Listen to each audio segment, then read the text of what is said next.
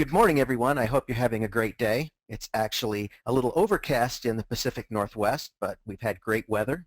Usually it rains constantly in October. But I wanted to just take you through a little bit of a presentation today, and this is just going to be for talking points purposes. I don't like to drone on for hours on end. I hope you find this interesting, engaging, and helpful.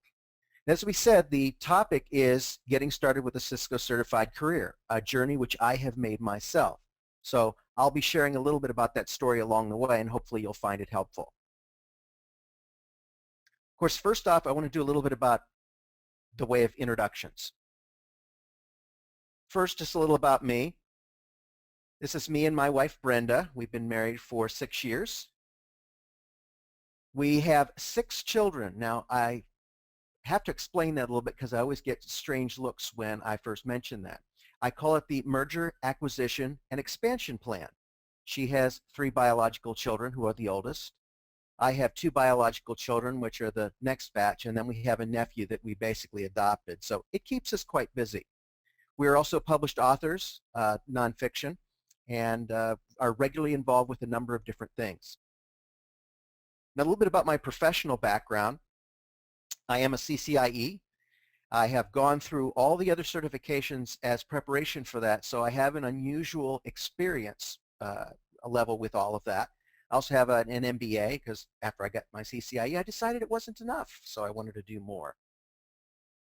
And as far as industry experience, I've actually been in the industry for a number of years. I did a lot in pre-sales engineering and design. I've done some deployment and a lot of instruction.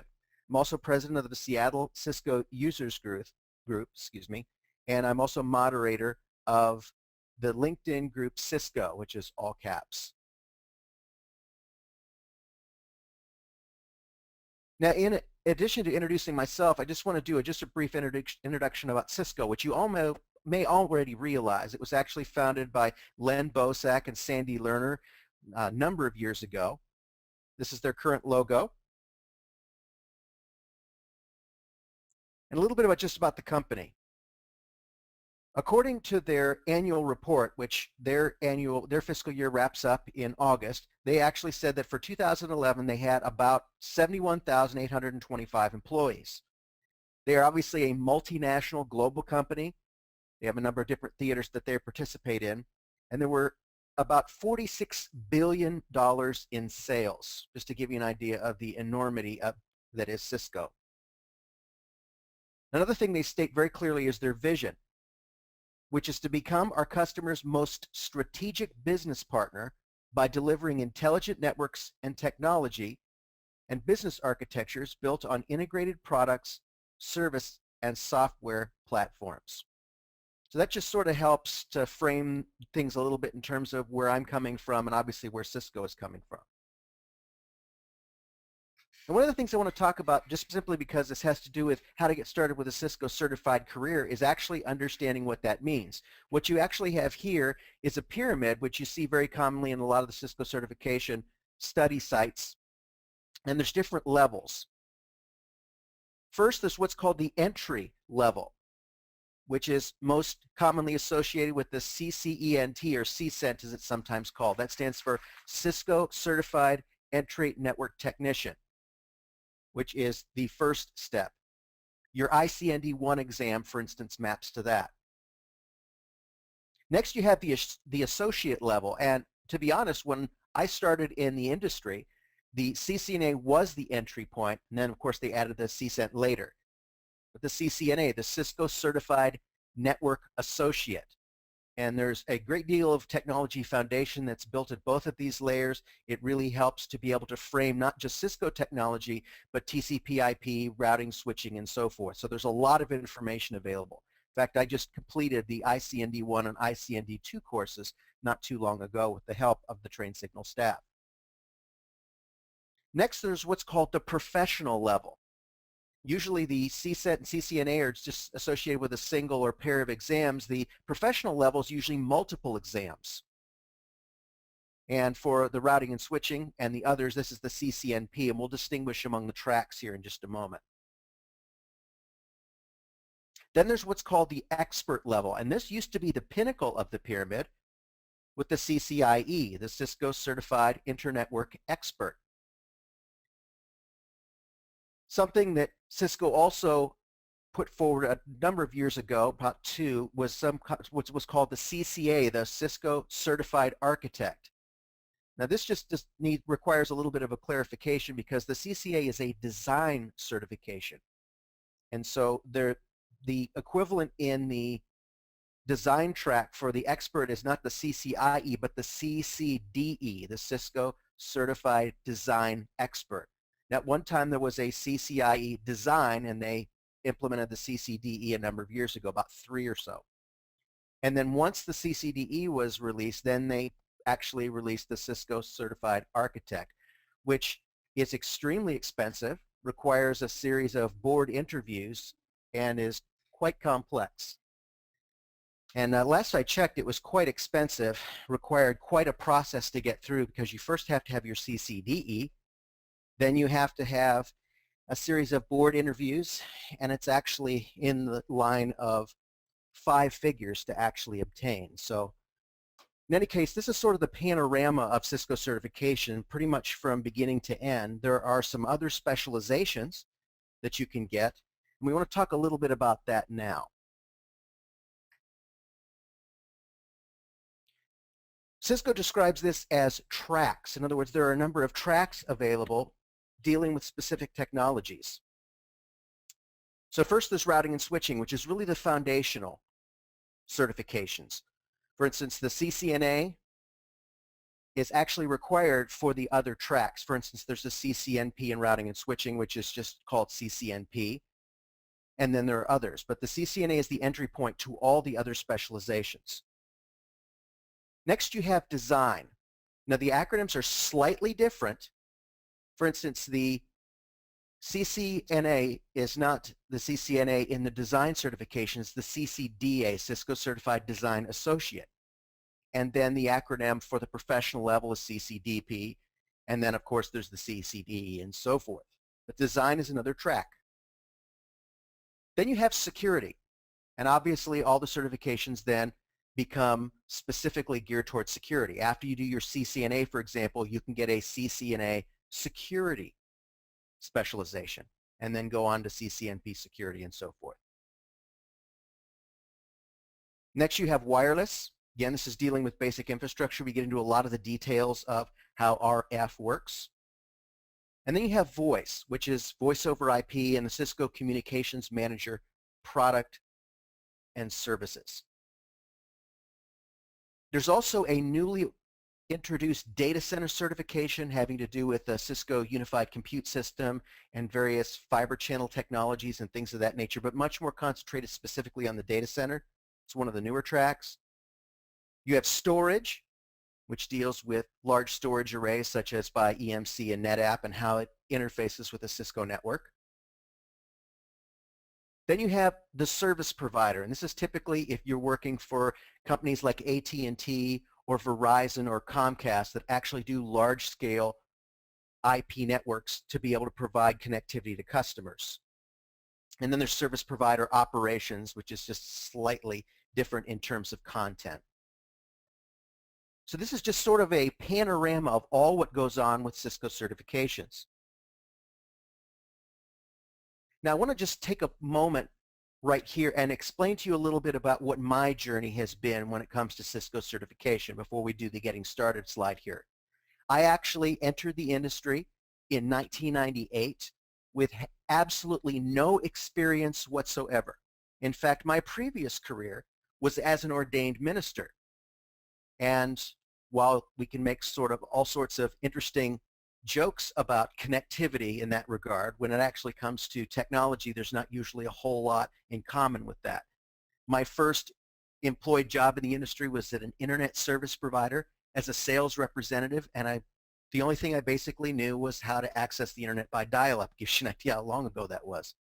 I actually began studying for the CCNA exam. That was the entry point at the time. Went to work for AT&T right about the time that I passed that. So it was my first engineering position. I started out in sales and moved into engineering.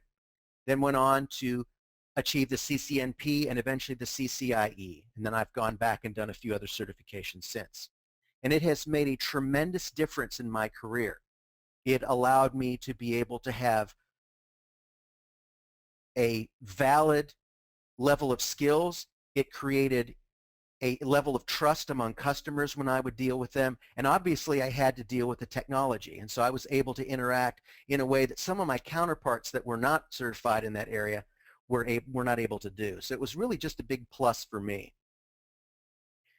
My own journey was largely self-funded simply because the companies I worked for weren't really amenable to providing training. And I can tell you from experience that good training makes all the difference in the world to how you're able to achieve these certifications and actually put them into practice. So I actually want to be able to give you a little bit just in terms of how to get started in the whole idea of this world of Cisco certifications. I'm very much and fond of trains, which is why I picked this particular picture, and plus it sort of fits in with what we're talking about. So the first thing you have to have is you have to have a commitment to learn. If you have difficulty with technology and it's hard to fit the pieces together and you're not committed to it, it's not going to work for you. You can have all the resources, all the opportunities, all the tools that you need, but if you don't have the desire to learn it and then apply it, it's going to be an uphill fight. The second thing you need, and this is really critical, is quality training, hence the reason I picked this slide. Training makes the difference between taking a long time to learn something and being able to learn it and apply it quickly. In my own journey, I basically would just read the books and then hope I knew enough to pass. It's really essential to be able to have a good start. One example that I like to give is I've always been deathly afraid of math, and it probably had to do with the fact that I didn't do particularly well in math classes, and in fact in 5th grade I was in Mrs. Palechia's remedial math. Doesn't exactly inspire confidence. So when I actually came into the world of high tech, I was deathly afraid of binary and all the things that were represented by that. I got through the CCNA and the CCNP simply by memorizing a lot of tables and facts with regard to binary. It wasn't until I started working on my CCIE that I really understood how essential that was to success, which is one of the reasons I typically say understanding binary is the keys to the kingdom when it comes to networking. Everything starts to make sense and fall together when you realize that. Well, why does RIP only have 15 hops? Why does computer memory come in these sort of increments? And it all comes back to understanding how binary operates. Had I realized and grasped that early on, I could have saved myself a load of trouble and difficulty. I did get through it, but I think some of it was just because I slogged through it rather than I had a good grasp of understanding the fundamental pieces of how all these things fit together. And as a trainer, that's one of the things I try to do, is to be able to take what seem like complex and almost magical topics and actually have them make plain sense. One of the things that was beneficial when I worked for AT&T is as an engineer, I understood all the technical concepts, but I frequently was dealing with individuals such as directors and chief information officers that didn't have a background in technology. And so what I was able to do is, because I'd learned it the way that I had, is I was able to explain it in plain English terms to them. And that's what and TrainSignal try to do with training, is taking these complex topics, presenting them in a way that's familiar, that's easy to grasp, and also easy to apply. And that's one of the things that makes a difference when you actually get good and solid training on the subject. Step 3 is actually going to be getting relevant experience. I was fortunate in my own career to have the opportunity not just to learn, but to apply what I was learning. I've had the opportunity to do installations, for instance, of routing and switching equipment. I have installed the Cisco Unified Compute System. I have worked on Cisco Communications Manager products. And that's one of the things that's key, because getting a certification is great and it's wonderful and it's an achievement that you should be proud of. But if you have the certification and you don't have any experience behind it, it's going to be difficult to convince an employer to give you a job. So experience is important. Now, this is where you sort of get into the chicken and egg discussion, as it's sometimes called. Well, how do I get experience to get this job that I want without having the experience to start with, because no one will give me a chance. And that's what the next step is all about. Well, it's actually step 5. We'll get to that in a moment. But once you've had the relevant experience and you've been able to demonstrate not only do you have the skills and can apply them, it makes all the difference in the world. But one of the things that you need to remember is that you can't rest on your achievements. When I took the CCNA, it was back in 2000. I can tell you from experience, it has changed substantially. It used to just be a matter of knowing the questions and providing the answers, just in a multiple choice format type of exam. Well, as I've had to recertify over the years, I've noticed, of course, one of the well-known facts is the simulation questions, where you have to actually know the command syntax. You have to realize how the protocols interact, or you'll miss the question. And so it's important to stay current on what you know.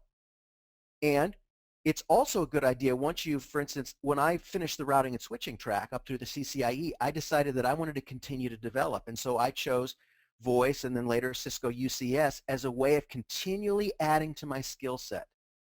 As you add to your skill set, as you gain more experience, as you demonstrate more and more things that are actually in demand, that'll be something that makes you employable, not just employable, but being able to retain employment, because it's important to stay current and stay relevant.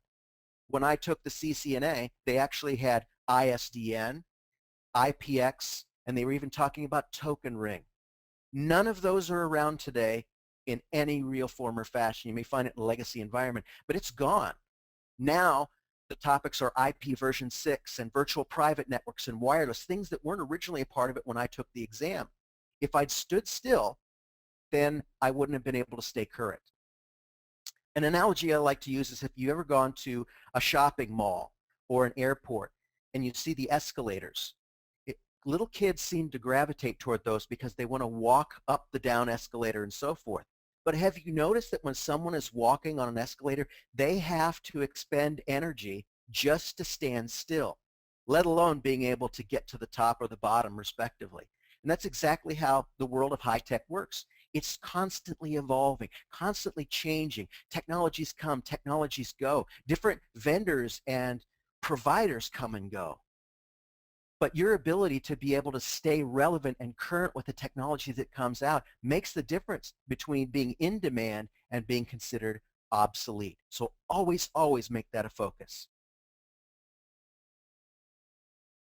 And now I want to actually get to the getting experience part, because again, this question comes back to, all right, I've gotten certified. I have the aptitude and the desire to learn. I want to be able to apply this in an actual work environment. And a good example of this, I want to talk about a guy named Todd. As I mentioned before, I was actually involved, and still am involved, in the Seattle Cisco Users Group, which is in the Pacific Northwest area. And the very first email I ever got from Todd was entitled, and I'm not kidding, it was entitled Desperate Request. And he was actually asking for assistance to be able to achieve his CCNA. Well, we actually host study groups periodically, which some users groups will offer. And he was one of my students. So we went through the principles of ICND1 and ICND2, and he passed the first exam, the CCENT. He was able to get a job at a local school district as a network administrator.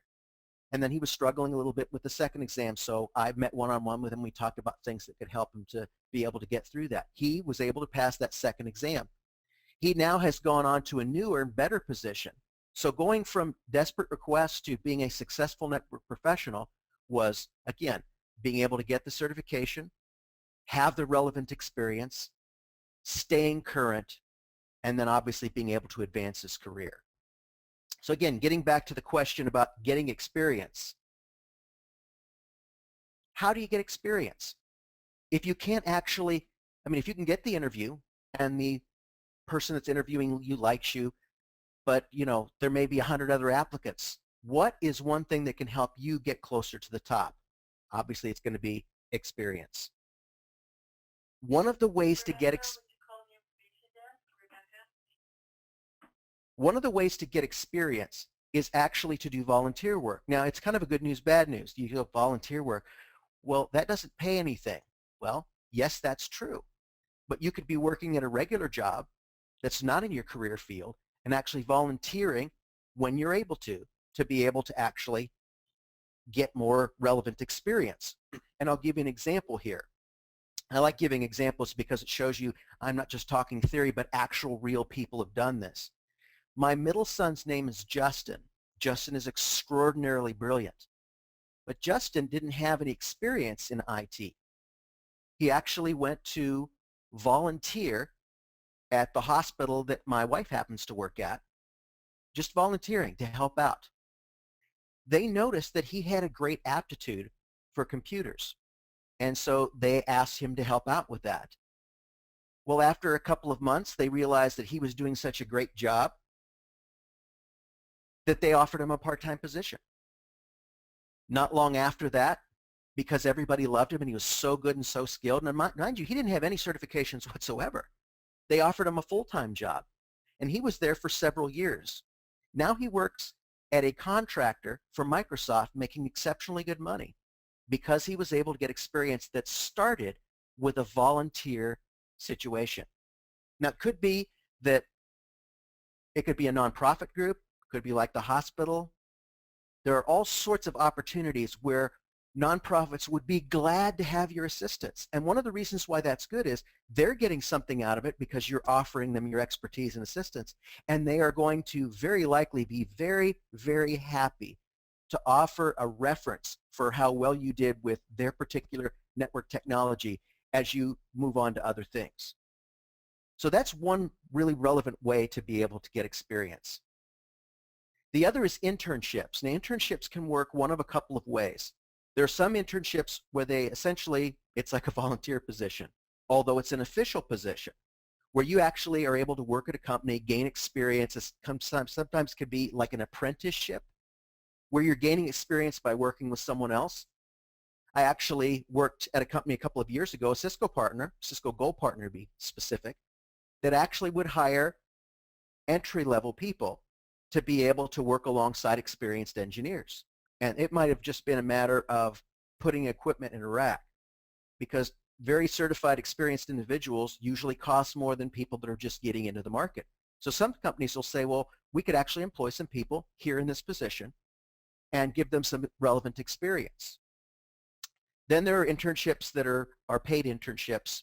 Sometimes you can look at those through local colleges, universities. Maybe there's something through some companies. I know some large companies will actually employ interns in the technical positions in order to be able to look and groom people for future work. And then this is what I was sort of alluding to, is entry-level positions with advancement. These are positions like the ones I just described, where it might just be a matter of assisting by bolting the equipment in the rack or physically connecting them up, but not necessarily configuring them.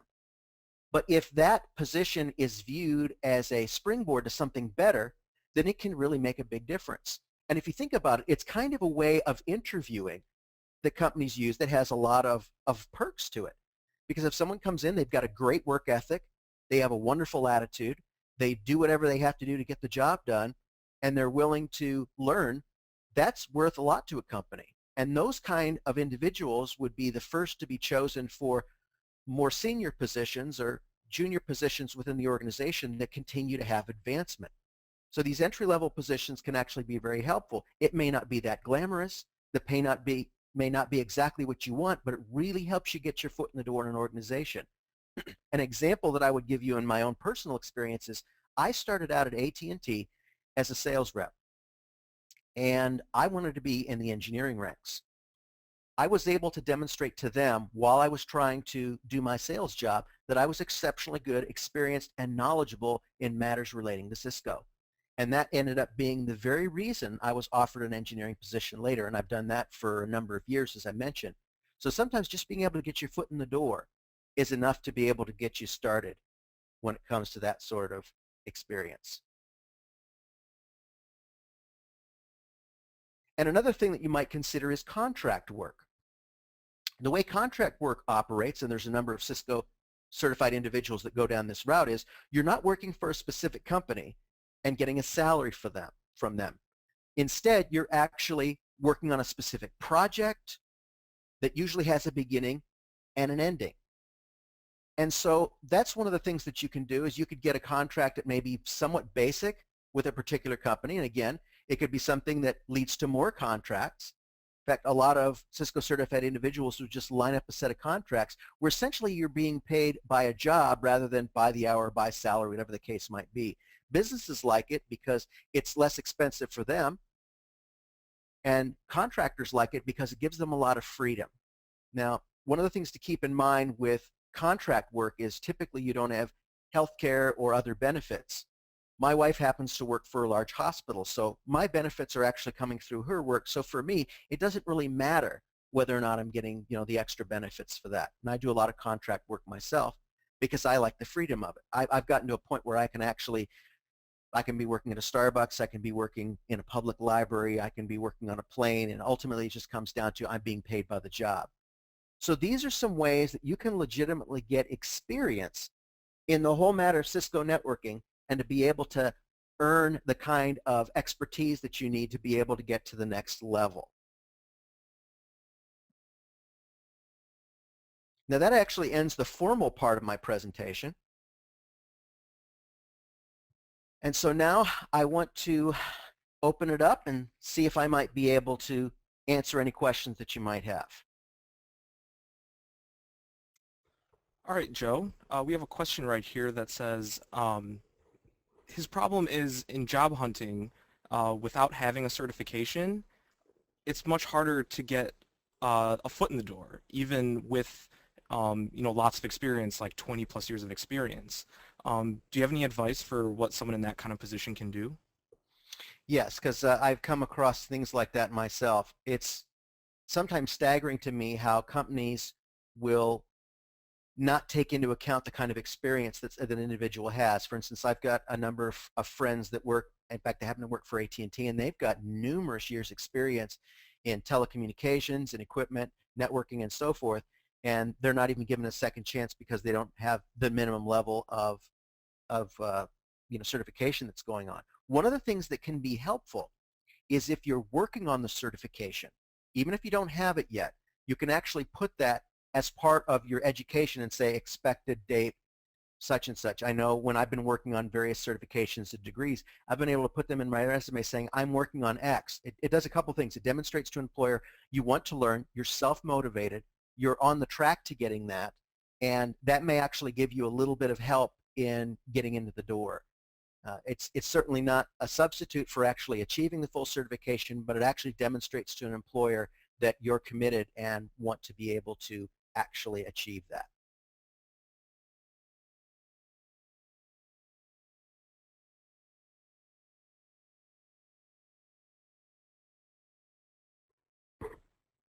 Okay, Joe. What about someone's asking, what about people that have an interest in cybersecurity or Cisco design? Well, that's a good question.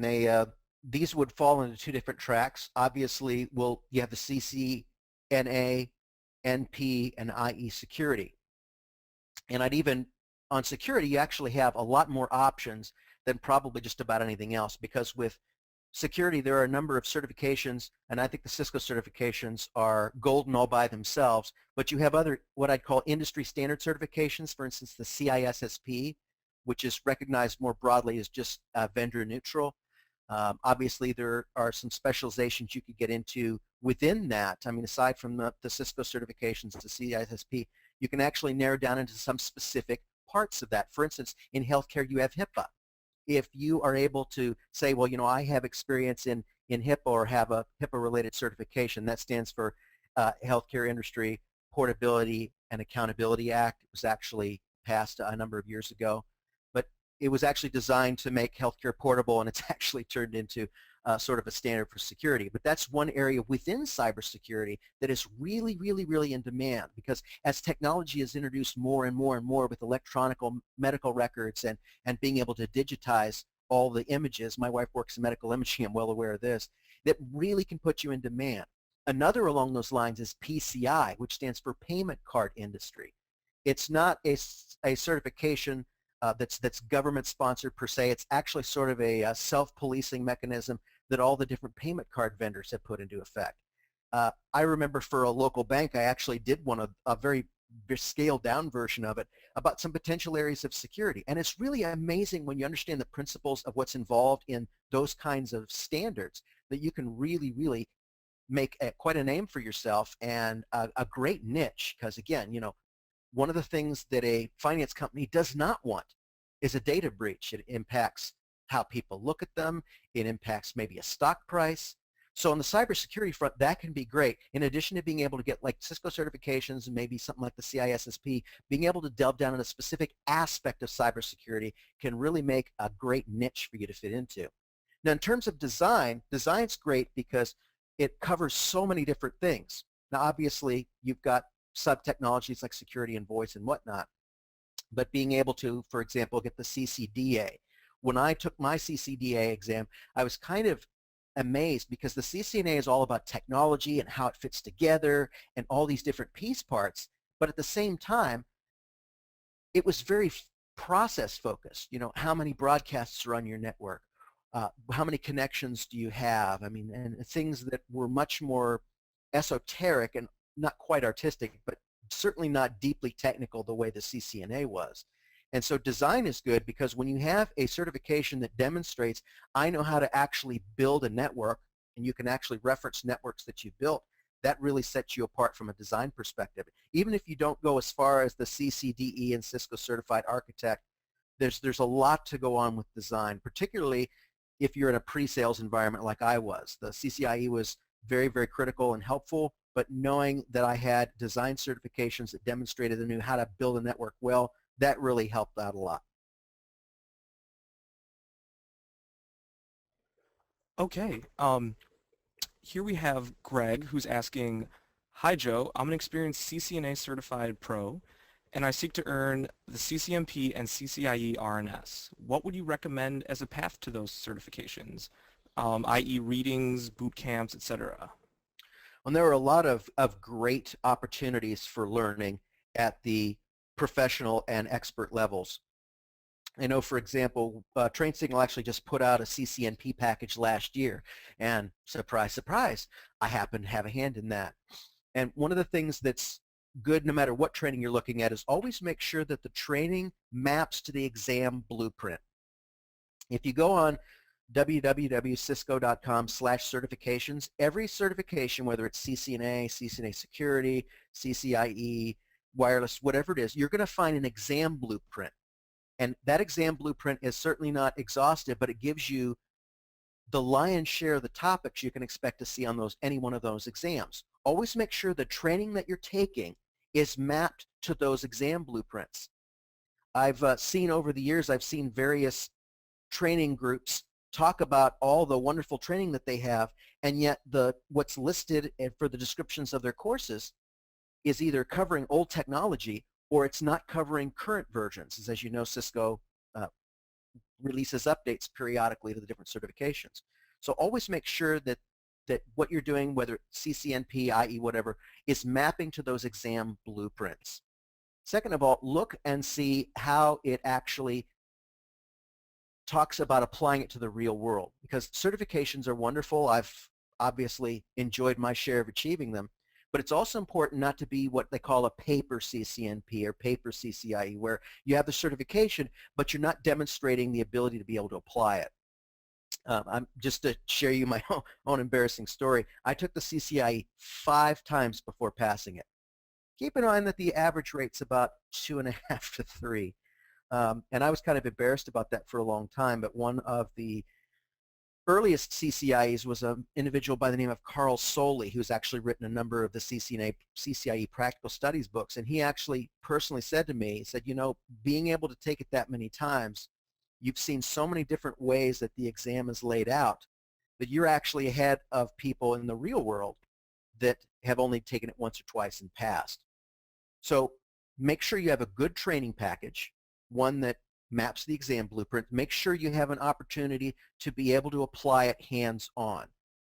This is absolutely critical, not just for the CCI, but for the CCNP as well. So usually having some kind of a lab that's big enough and comprehensive enough to be able to actually give you the opportunity to try out all the different things. I mean, even up till now, even if the equipment's a little older, you have your 2600 and 2600 XM series. They're older routers. They can't do everything that you would need, but they can do a great deal of what you would need. I think the only spot that's a little weaker is on IP version 6.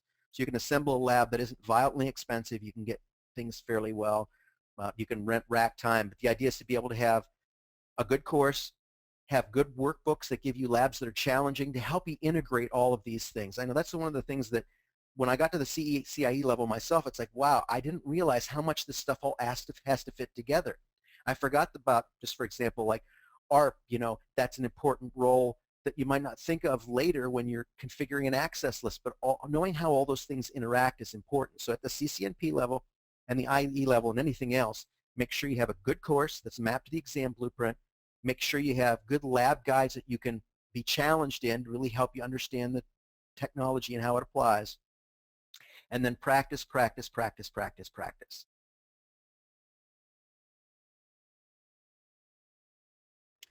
Okay, now Jamie has a question. He wants your recommendations on setting up a lab to work on. Okay, and that's a great question. I've kind of been a lab nut myself. And one of the things that I did early on is I would do whatever I had to do to get my hands on equipment. You have a couple options when it comes to building a lab. You can do, and I'm particularly biased in this regard, when you're working at the CCNA level and even to some degree at the CCNP level, you can use some simulators and get a certain portion of the experience. There's GNS3, for example. I'm not as big a fan of GNS3 because most of the times when I've used it, it's crashed. So my preference is a physical lab. If you can't, if you don't want to go the rental rack route, eBay is replete with tons of equipment that you can get fairly inexpensively. Usually for a CCNA level, for example, I recommend probably 3, maybe 4 routers. You can probably get away with 3 routers, and you can actually do one switch connected to all 3 routers and sort of represent your multiple VLANs on that the way you're setting it up. You can also, when you get to the CCNP level, having a couple switches all connected together is helpful because you have things like VTP and VLANs and trunks and things like that that you want to actually get experiences on. And the switches that actually will give that to you, layer 2 switches, are really inexpensive. 2950s, for example. I have them in my lab because they're next to nothing. The code's still fairly current, and I could do all those advanced switching things with that. When I was doing my CCNA study groups a number of years ago, I had a little too ancient equipment, and it wouldn't do some of the newer spanning tree protocols. And so I've learned that you need to have something that's current enough to be able to get everything. So CCNA level, 3 routers, 4 routers and a switch is going to be more than enough. You can configure one as a frame relay switch, for example. And then there are obviously some things that you can do as you get into the CCNP level, expand a little bit. Always make sure you can go through and actually map out things in the different exam topics. Like in CCNP, you've got multiple routing protocols. You might want to configure redistribution, and you can't really do that with 2 routers. You need more like 4 or so. So anything you can get your hands on is good. Sometimes equipment will be getting, old equipment, the place you work may be getting rid of it. Or you also might contact your local Cisco office because sometimes they have e-waste, and that's basically the new, basically trying to keep, PCBs and, critical stuff that will poison the environment in landfills. And so they'll actually make the equipment available to people as long as it's never put in a production network kind of thing. So a local Cisco office or users group might be an option. Okay, great question. So Anas is asking, I'm really interested in cloud computing and virtualization, but I took some courses at college that dealt with Cisco routing tables, switching, etc. Are there any specific Cisco certificates or courses that could help people going for cloud computing careers? And actually, that's an excellent question. Let me interject one thing really quick that's important, though. Let me tell you just another quick story. I don't want to belabor the point, but I worked with an individual a number of years ago that wanted to be a CCIE voice and was actually very experienced with the whole voice over IP realm. And I remember him making the comment that he didn't need to study that routing and switching crap, and those were his exact words. And yet, when we were doing an installation later, there were some things that he configured on the equipment that would have required the customer to actually buy a $3,000 software upgrade on one of the switches to support a feature that they wanted, whereas there was another way to configure it where they could have just used their existing equipment. So I understand that your interest is in cloud computing, and you certainly want to spend the lion's share of your time studying that, but don't devalue the underlying technology, knowing how IP networking works, knowing how routing tables work, how switching tables work. Those are going to be underlying things that you'll need to take into account. Now, more specifically to your question, Cisco has a number of courses, certificates, and so forth available that target this. Obviously, you have the data center track would obviously be the most interest to you, but there are also some specific things with regard to storage networking, because there are storage networking certifications. There are also the Cisco Unified Compute System, which is cloud computing at its best, because it takes, you not only have the underlying infrastructure, but you have virtualization, whether it's ESX, ESXi, or Microsoft Hyper-V, or whatever particular track you're taking, and how storage interacts with that, and how it fits into the data center. So the DCUCD exam, that's Data Center Unified Computing Design. There's also the Data Center Unified Infrastructure, which is more on deployment, but both of those kinds of courses are helpful, as well as understanding VMware. Knowing how VMware operates and hypervisors and all those resources is also going to be really important in the cloud computing environment. In this case, it's not a either or with Cisco, it's a both and. I think Cisco and VMware together make this wonderful 1-2 punch to be able to really help you get a lot of the technology down, and even something storage related would be helpful. I have a rudimentary knowledge of how storage networking operates. Obviously, for me, if it was broader, I'd have a much greater appreciation. But in a cloud computing environment, storage, virtualization, and infrastructure are all going to be equally important, but especially with your virtualization, Cisco UCS types of things. Okay. Michael's asking just for some straight up test taking tips for the CCNA exam. One of my favorite topics. There are a couple things to know right out. Yeah, there's what I call the mundane and less practical things. Get there early. I actually had an experience one time where the testing center had been closed, and because of weather, and that was kind of interesting. If I'd called ahead, I could have saved myself a trip. But getting there early is always helpful. It usually tends to get rid of your jitters and nervousness. When you actually take the test, there's a couple things to keep in mind. You can't go back. What I mean by that is a long, long, long time ago, when certification tests first came out, you had the opportunity of, you might come to a question, let's say question 1 you weren't sure about, and you could skip ahead to you get to question 14, and the way the question's worded can help you go back and answer question 1 better. Well, they don't let you do that anymore. So realize that once you've answered a question, you're done. If you click next without answering a question, usually you'll get some sort of a warning, but you have to answer the question that you're in. You can't skip around and move back and forth. So that's one thing to keep in mind. The second is to let the test work for you. Sometimes on practice tests, they'll ask you this very open-ended question. You're just supposed to give however many answers you think there are. Check all that apply is the way that you see that. Well, Cisco exams are not like that. If there are 3 answers, it'll say pick 3 answers. If it says there's 1 answer, you can only pick 1 answer. And if you try to pick 4 answers when you have 3 answers, you get the, I'm sorry, you picked too many answers. So that's one thing you don't have to stress about. You'll know exactly how many questions or answers that you need for a particular question. So let that work for you. Another thing is, when you're taking the exam, if you're not sure about something, try to go back to the fundamentals. If it's asking, for instance, about a routing protocol, try to think about the underlying processes. And there have been times when I got stuck on an exam, and that's what I've done. It's like, I have no clue what this is. And I try to think about whatever other protocols were involved in that. And in some cases, not all of them, but in a number of them, I was able to sort of rule stuff out that way. Another thing to do, and I've done constantly, is you'll almost always have some kind of multiple choice questions. And what I've always tried to do is I'll write down, they give you like a little dry erase pad, and I'll actually write down all the numbers of the answers, A, B, C, D, E. And then I try to go through and kind of like in Who Wants to Be a Millionaire, Phone a Friend, or 50-50, where you try to eliminate answers. And that's what you do. You go, okay, it can't be this one, because usually there's one question that has the most ridiculous answer that only, someone that had no clue about networking would pick. Then there are some others that are a little trickier, and usually it comes down to two very similar answers. And this is why always read the question through a couple of times. I mean, you've got to be conscious of time when you're taking these in, but read it through a couple of times. Make sure you know exactly what it is they're asking. And then when you get down to those two answers that are a lot alike, number one, always pick the one that's the closest to answering the Cisco version of the answer. So if in Cisco literature and documentation and training, it says the Cisco official answer is X, even if it's A, not technically true, or B, doesn't seem accurate, the Cisco answer is always the right answer. And I'll give you an example. The way queuing is spelled, Q-U-E-U-I-N-G, that's the correct spelling.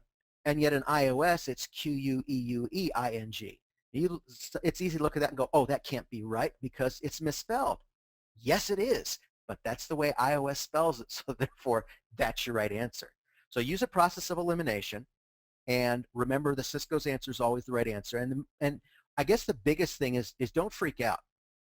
I mean, take it from someone who failed the CCIE exam 4 times. If for some reason you miss it by a couple of points, think of it as a dress rehearsal. Usually the first time I've ever sat for an exam has been really, really tough. And then once I've gone the second time, I've known kind of what the questions were like, what the experience was like, how I could pace my time better. So never think of it as, you've gone down in flames. You get credit, you get street credit just for being able to sit down and take the exam, because there's lots of people that don't even get to that level. So process of elimination, let the test work for you. Try to remember the Cisco answer is always the right answer, and then again, go back to basics. Those have always helped me.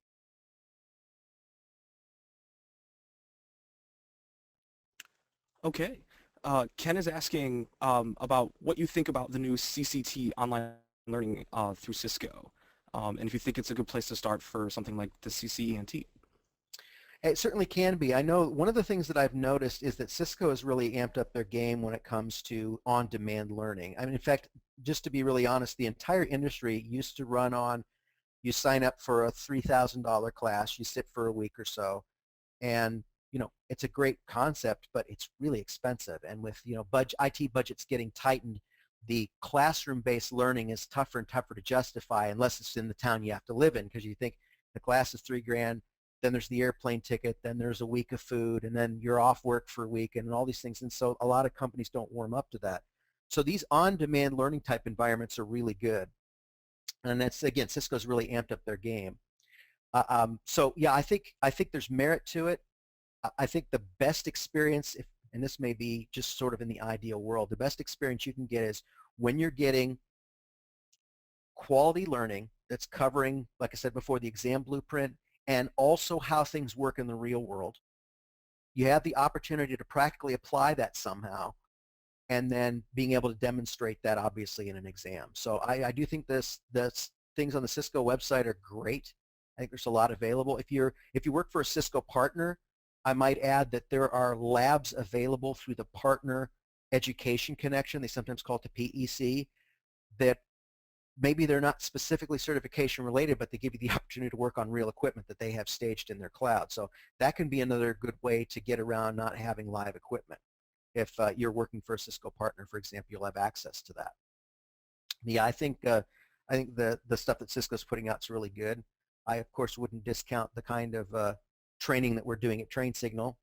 A lot of it comes out of practical experience, so keep that in mind as well. Okay, the next question is, what kind of feedback does Cisco give from the exam, especially if you didn't pass? Great question.